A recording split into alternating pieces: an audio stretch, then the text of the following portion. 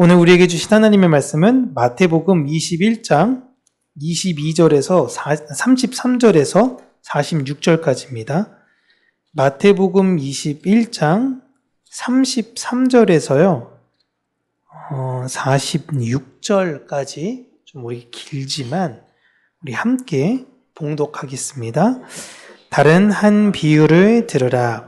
한 집 주인이 포도원을 만들어 산 울타리로 두르고 거기에 즙 짜는 틀을 만들고 망대를 짓고 농부들에게 타국에 갔더니 열매 거둘 때가 가까움에 그 열매를 받으려고 자기 종들을 농부들에게 보내니 농부들이 종들을 잡아 하나는 심히 때리고 하나는 죽이고 하나는 돌로 쳤거늘 다시 다른 종들을 처음보다 많이 보내니 그들에게도 그렇게 하였는지라.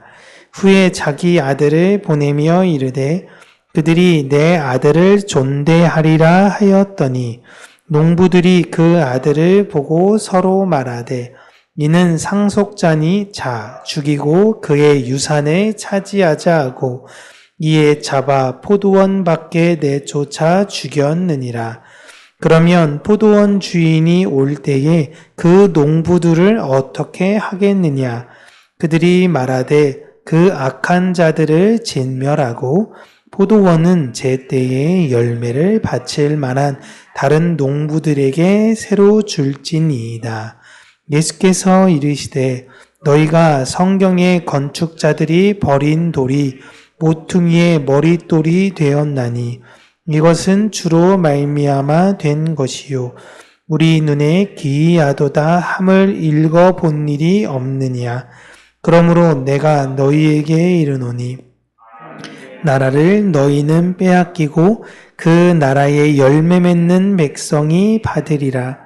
이 돌 위에 떨어지는 자는 깨지겠고 이 돌이 사람 위에 떨어지면 그를 가루로 만들어 흩으리라 하시니 대제사장들과 바리새인들이 예수의 비유를 듣고 자기들을 가리켜 말씀하신 줄 알고 잡고자 나 무리를 무서워하니 이는 그들이 예수를 선지자로 알미었더라. 아멘. 네, 오늘은 두 번째 비유라는 제목으로 하나님의 말씀을 우리 사랑하는 성도님들과 함께 나누도록 할 텐데요.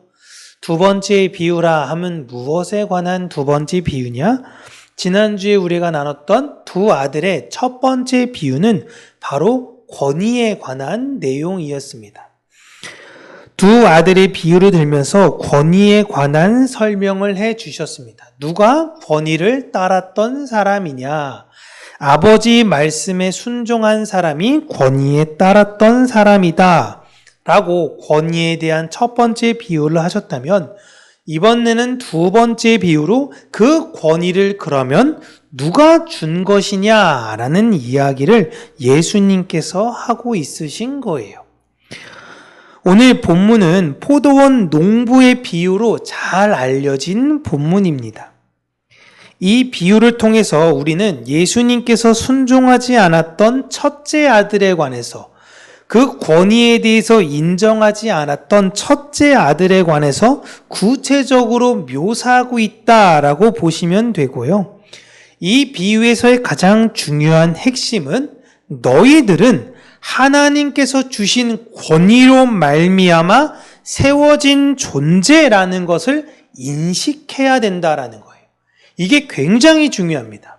너희는 너희가 세운 존재가 아니라 하나님이 너희들에게 무언가를 맡기시고 열매를 맺게끔 세워진 존재라는 거에 대한 각인이에요. 오늘 비유의 배경과 그 구조를 보면은 이렇게 되어져 있습니다. 자, 넘겨주시겠어요? 너무 쉽죠? 포도원은 이스라엘을 상징합니다. 그리고 농부, 이 포도원을 경작하는 농부는 유대인 지도자들, 종교 지도자, 서기관 바리새인, 여러 사람들을 이야기할 수 있어요.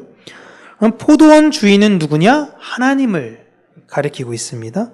그리고 그 주인이 보낸 종들은 선지자들을 말하고 그 주인의 아들은 예수 그리스도를 가리키고 있는 것이죠. 포도원 주인은 농부들에게 포도원을 맡겼습니다. 이는 하나님께서 너희들에게 이스라엘 사람들을 양육해야 할 특별한 소명과 사명을 주셨음을 의미하고 있는 거예요. 다시 한번 말씀드리면 이들이 세워진 이유는 자신들을 위해서가 아니라 주인을 위해서 세워진 겁니다. 이걸 잊으면 안 돼요. 그러니까 유대인 지도자라고 불리우는 사람들, 종교 지도자라고 불리우는 사람들은 하나님이 그들을 왜 세우셨냐? 이스라엘을 위해서 세우신 거예요. 그런데 그 농부들이 그 소출이 자신의 것이다 라고 생각을 하게 된 것입니다. 내가 열심히 했으니 이들은 다, 이 이스라엘, 내가 가르쳤던 모든 사람들은 내 노력의 결과, 내 믿음의 반증을 보여주는 열매들이라고 생각을 했던 거예요. 저는 이게 우리 삶의 모든 부분에 다 적용해야 되는 비유라고 생각을 합니다. 저는 목사로서 성도님들을 잘 양육해야 해요. 그런데 제 역할은 거기까지입니다.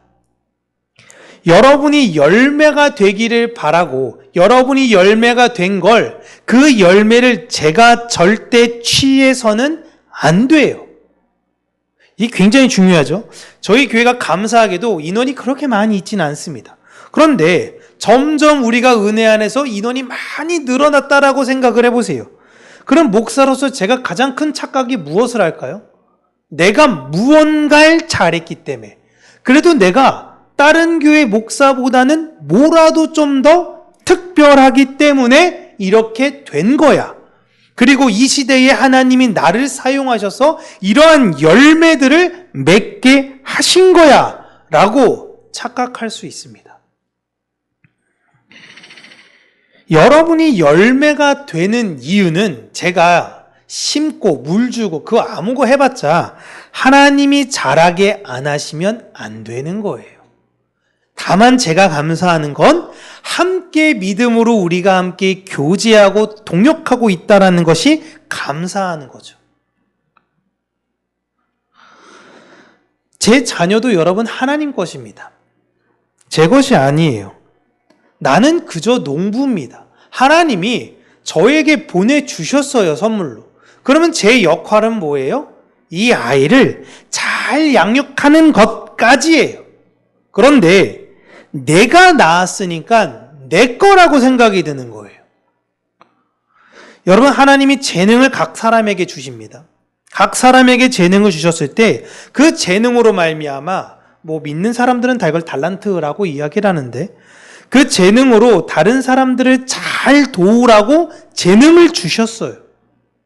그런데 사람들은 내게 주신 재능을 감사하며 이 재능을 오롯이 나만을 위해서 사용하려고 하는 겁니다. 내 것이라는 거예요. 하나님이 농부에게 포도원을 주셨어요. 맡기셨어요. 그건 너 가져라고 주신 것이 아니라 그것 안에서 열심히 수확해 그 열매를 나한테 주렴. 이란 의도입니다. 우리는 이러한 생각을 가지고 살아야 돼요. 이게 우리가 이 세상을 살아갈 때에 우리가 정복해야 될 영역들입니다.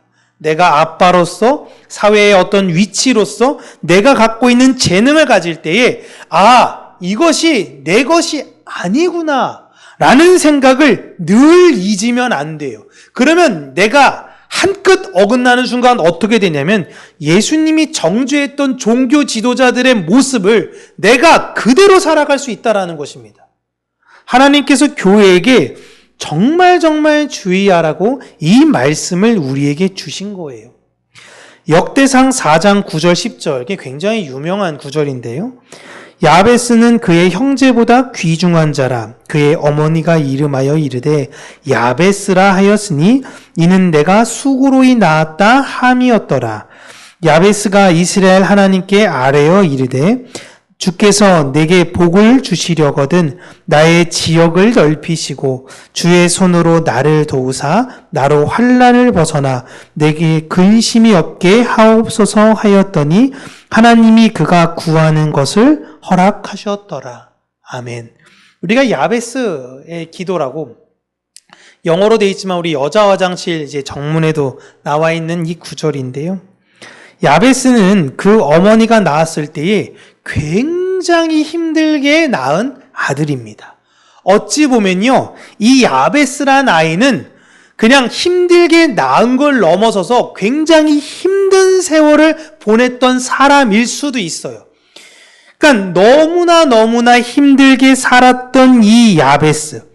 그렇기 때문에 누가 무엇이라 해도 부모에게 있어서는 더 마음이 쓰이고 더 소중했던 존재일 수 있습니다. 너무너무 연약했던 존재였죠. 그랬던 그 연약한 야베스가 하나님께 요구했던 것은 무엇이냐? 하나님, 내가 정복해야 할 땅을 넓혀주시고 어려움이 생기거든 도와달라라고 기도를 했던 거예요. 그런데 이건 야베스가 자신의 야망을 하나님께 간구하고 하나님이 그걸 들어주셨다라는 것을 말하는 것이 아닙니다.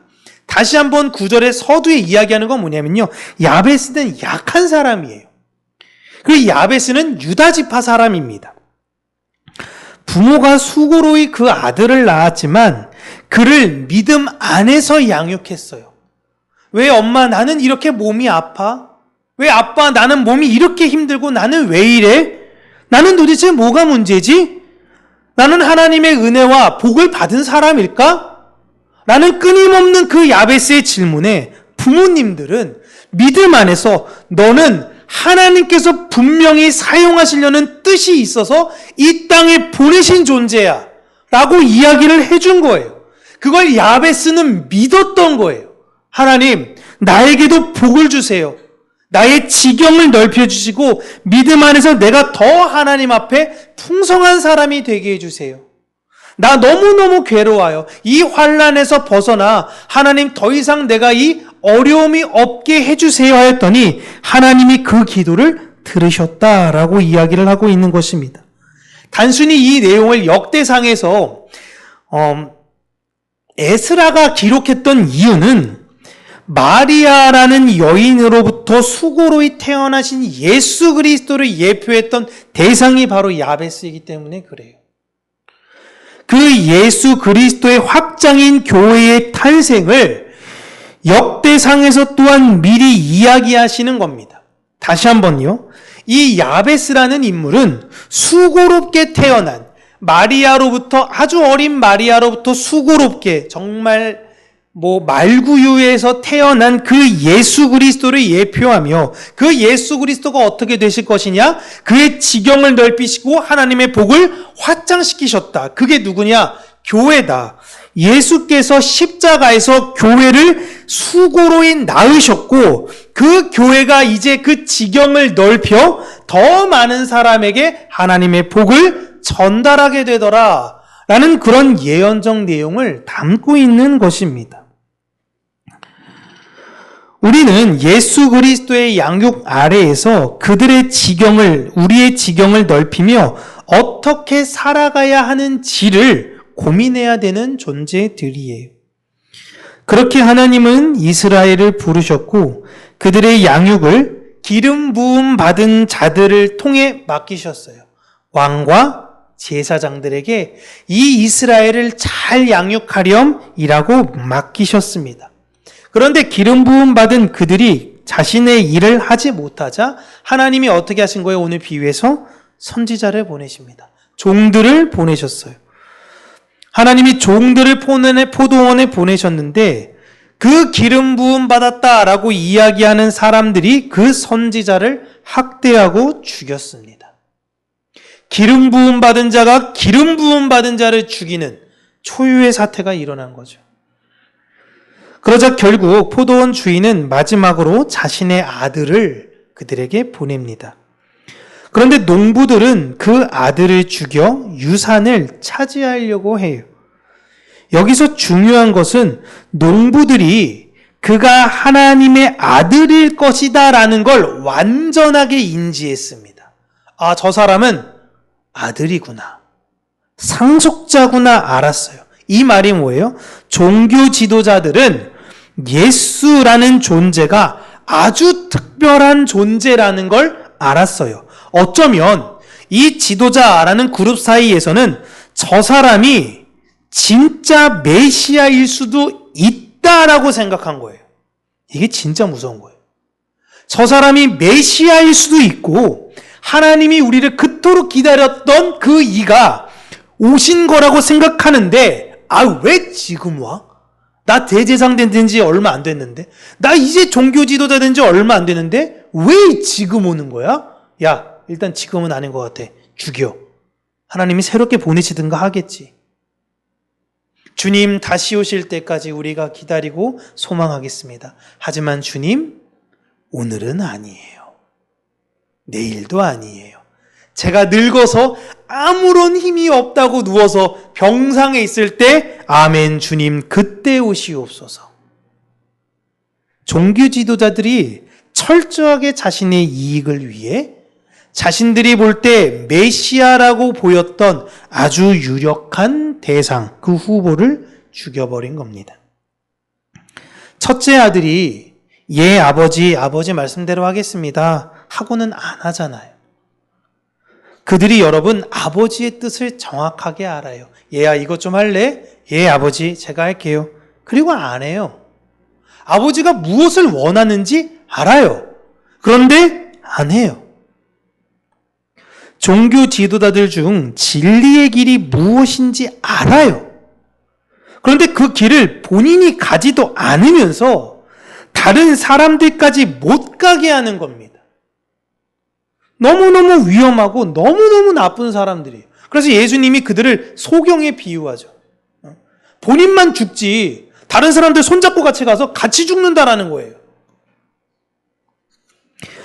예수님은 이 비유를 통해 이제 너희들이 그 포도원을 경작하지 못하게 될 것을 말씀하십니다. 그것을 다른 이들에게 맡기겠다라는 거예요. 그래서 이제 그 포도원의 역할, 포도원 지기의 역할이 이스라엘에서 교회로 넘어가게 됐습니다.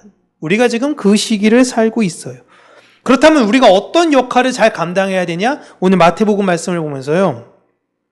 우리 또한 이 종교 지도자들처럼 되지 않을 수 있도록 우리의 역할을 이해하고 잘 감당해야 돼요. 그러나 교회 또한 역사 속에서도 그 일을 잘 감당하지 못했던 사례들이 너무너무 많이 있습니다.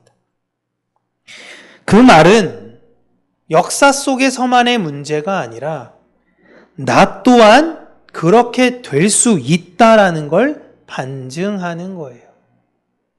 깨어 있어라.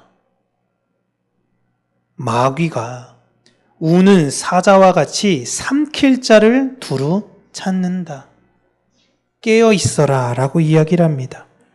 우리는 반드시 기억해야 되는 게 우리가 이 땅에 살아갈 때의 우리의 존재적 목적은 청지기라는 걸 기억해야 돼요. 이 땅에서의 우리의 수고는 이 땅에서 물질적으로 보상받는 것들이 아닙니다. 근데 하나님께서 이 땅을 살아가는 우리들에게 보상을 주세요. 근데 그 보상의 내용이 뭐냐? 평안, 소망, 믿음, 사랑. 이 세상에선 절대 보상해 줄 수 없는 것을 우리에게 보상해 주십니다. 우리는 이 땅에서 그렇게 눈에 보이지 않는 하나님의 은혜와 사랑을 보상으로 선물 받습니다.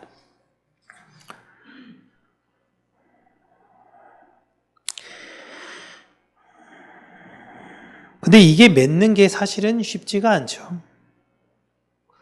그래서 우리는 이 세상을 살아갈 때에 어떻게 살아가냐면 대부분 다 둘째 아들처럼 살아가게 됩니다. 꼭 내가 그렇게까지 해야 되나? 신앙생활할 때 그래 좀 이 정도면 열심히 하면 된 거 아닌가? 내가 굳이 모든 것 다 버려가며 내 자녀, 내 명예, 내 재물, 내 모든 것 다 버려가며 그렇게까지 해야 하나 싶은 마음이 들어요. 둘째 아들처럼. 너 그렇게 해라 라고 할 때, 무슨 말인지 알겠는데, 아버지, 그거 너무 부담스러워요.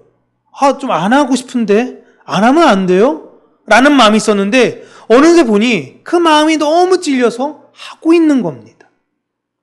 저도 어렸을 때 성경 말씀이 잘 이해가 되지 않았어요.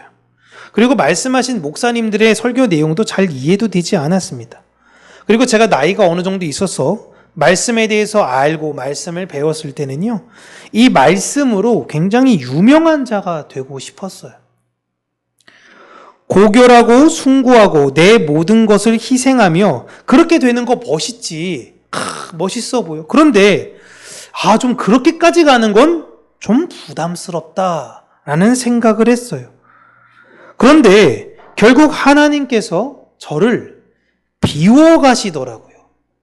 제가 비운 게 아니라 저는 그럴 마음이 없었는데 하나님이 저를 비워가세요.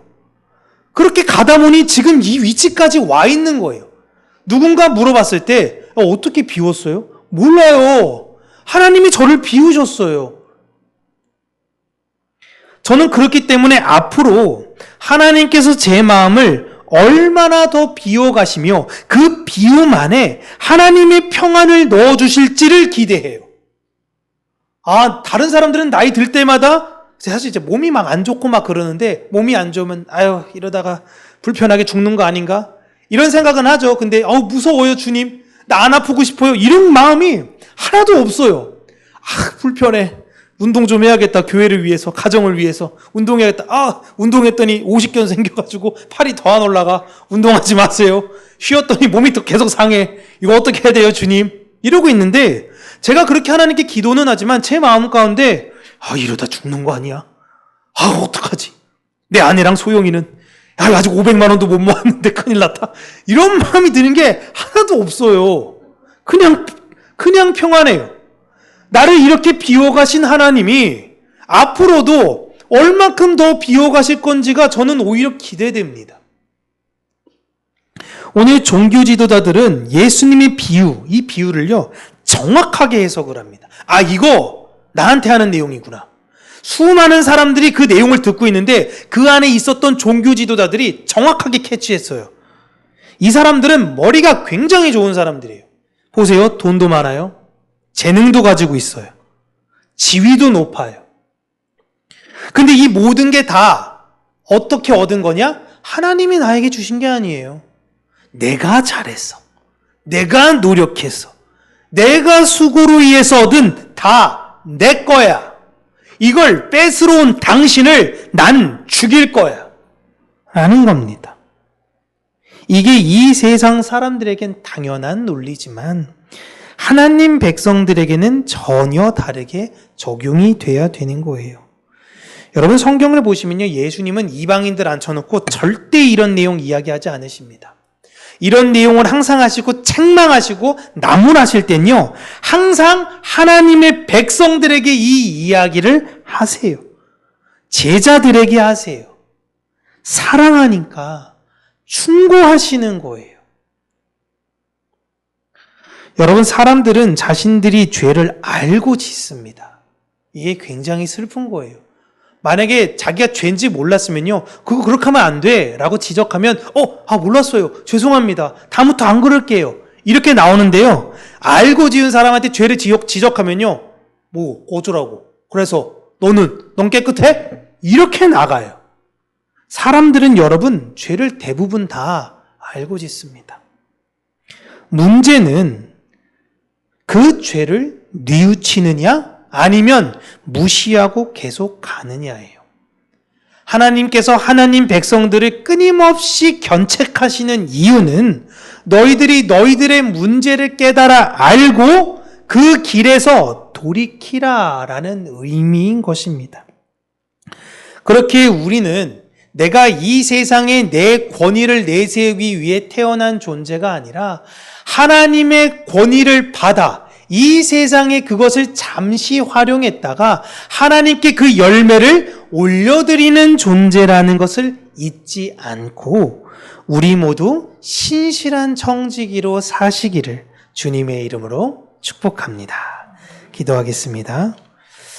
참 좋으신 하나님 아버지, 우리를 주의 자녀 삼으시고 우리를 가르치시며 양육하시며 말씀하시며 그 선한 길로 인도하시는 하나님, 우리가 이 세상을 살 때에 우리를 농부로 세우셨는데 내가 마치 주인인 것처럼 행세하는 것은 아닌가 생각하며, 내가 오늘도 내 힘 삼아 살았던 것이 있고 내 목표 삼아 살아갔던 것이 있다면 그 모든 것들은 비우게 하여 주시고 하나님의 은혜와 평안을 우리 마음 가운데 가득 채우게 하여 주시며, 이 세상을 살아가면서 하나님의 사랑과 평안과 그 긍휼과 자비를 내어놓는 자들이 되게 하여 주시기를 간절히 간구하고 원합니다.